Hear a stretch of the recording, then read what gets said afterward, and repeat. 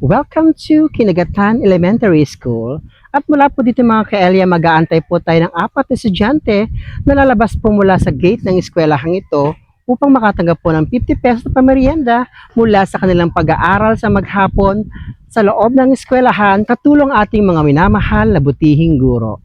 Kaya mag-aantay lang po tayo mga ka-Elia po ng 4 na estudyante mula po sa eskwela na ito sa oras po ng kanilang labasan upang ang 4 po sa kanila ay makatanggap po ng tig 50 pesos. Waiting po tayo mga ka-Elia sa mga estudyanteng lalabas mula po sa gate na to.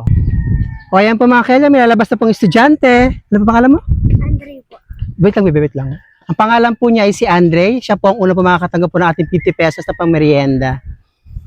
Ito po si Andre. Ito po naman si? Jason. Ano po? Jason po. Siya po si Jason at siya po na makakatanggap po ng ating pangalawang 50 pesos na pang merienda. Ito po si ate. Trisha po. Ito po si Ate Tricia mga ka-Elia, siya po makakatanggap po ng pangatlong 50 pesos po natin pang merienda. At sino po nauna sa inyo dalawa? Sino nauna sa inyo dalawa? Ikaw ba? Sino pangalan mo?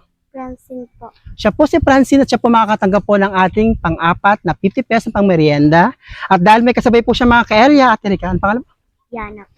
At ito po naman sa mga ka-Elia po si Yana at siya po ang pang-5 pong makakatanggap po ng 50 pesos pang merienda ngayong araw po sa school po na ating napuntahan dito nga po muli sa Kinagatan Elementary School. Siya po makakatanggap po ng 50 pesos na huli mga ka-Elia.